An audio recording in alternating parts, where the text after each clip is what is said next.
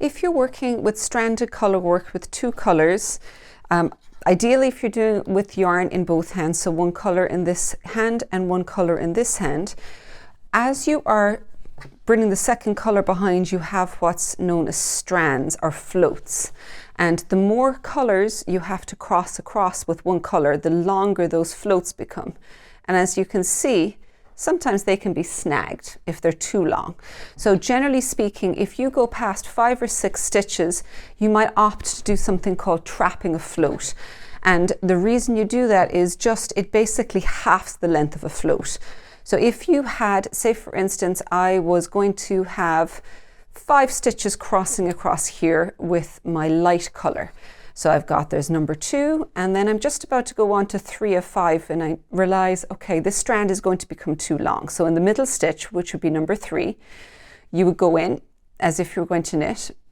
In this will be the colour we're going to knit with, but instead of knitting with that straight away, we just lift this other colour over it, then go to knit the stitch, and as you knit it, you kind of bring that colour back around behind, and you get to drop it off, and then you can complete those stitches.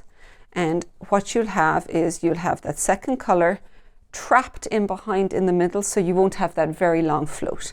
So that is if you're working with the right hand colour and you're trying to trap the left. So we'll do the other way around. So if we're going to be working with our left hand colour and we wanted to trap the right hand colour, and we assume again it's the same thing, so I've got 5 stitches, I want to trap in the middle, I've got 2, I go, and normally what I want to do is to work with this stitch. So I'm going to put this in, but instead I'm going to go wrap this around as if I was going to knit it. Then I go to just start the wrap of this one, but before I actually knit it, unwrap the one on this one, and then pull the colour we want through and knit on with that colour. So what that actually does is, again, it just traps that float up there, so you shouldn't be able to see it from the front, but it stops getting a really long float behind.